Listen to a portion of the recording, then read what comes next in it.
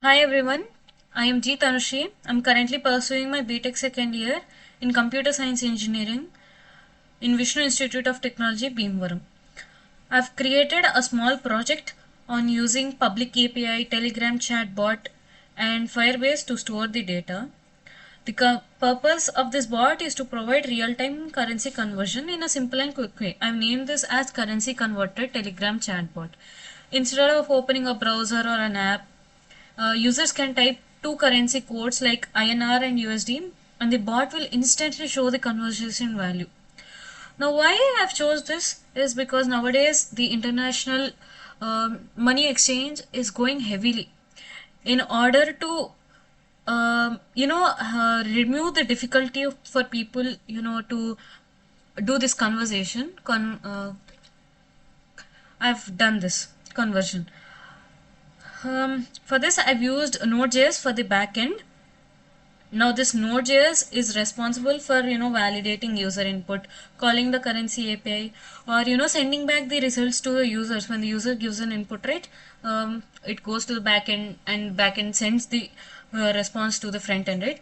That is it. The Node.js handles that. That is that process. And why I've used Telegram, because Telegram nowadays everyone is using, and that's why I've used it. For there is also security purpose in this. I'm sorry. I've stored it the Exchange API key in the .env file. This is for security. We have to practice security uses. And this Firebase key.json. Now this is exactly where the Firebase is connecting to this index.js file. Here we have required this firebase.json, right? Now I'll see how we'll generate this thing. Now we'll go back to the Google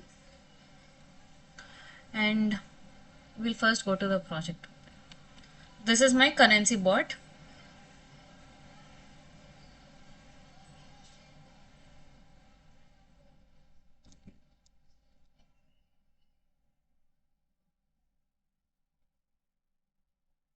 In this currency bot, you will go to the Firestore database. This database has all the conversation history. Here we can see all the conversation histories, and when we click it, we'll see whatever we have searched and whatever the output it has given. I'm sorry, the network is slow. Until then, we'll go here. Now, where exactly I've gotten my API key? There are many apps, to get the public API, but I've used Exchange Rate API, where I'll just type my email here. I used my personal mail for this.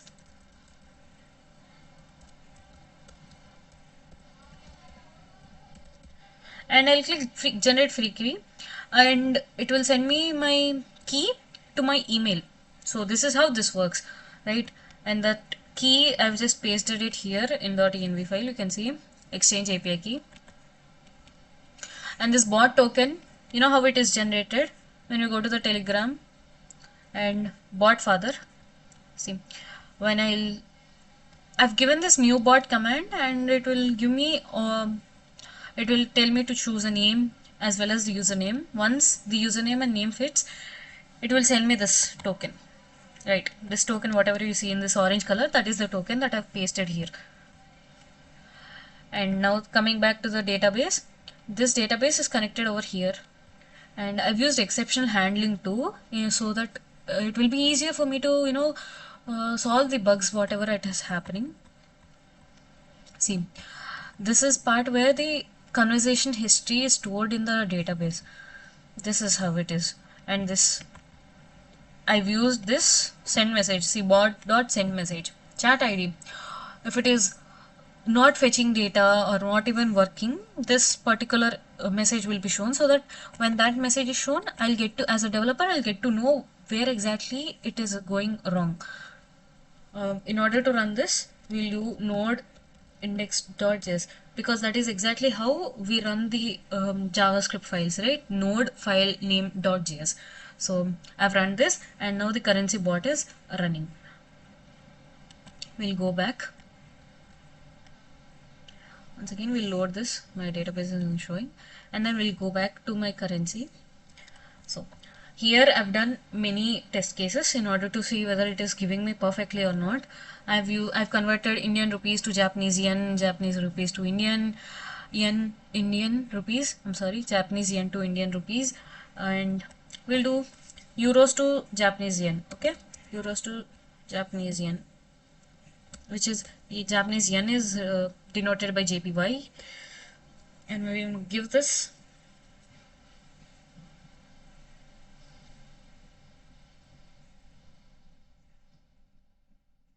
It should give me, yeah, 1 euros is equal to 182.5354 Japanese yen.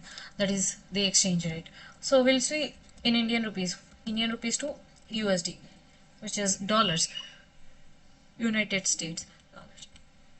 See, and this is my history. This is where, see, it has been storing. The process is happening over there, and it is not, you have seen here green color, right? That is where data is getting stored. See here, green color.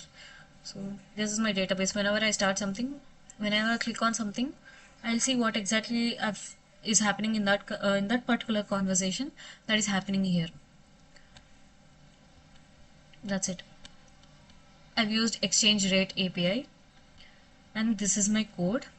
I've installed all these by using commands npm initoi and all. And yeah, thank you.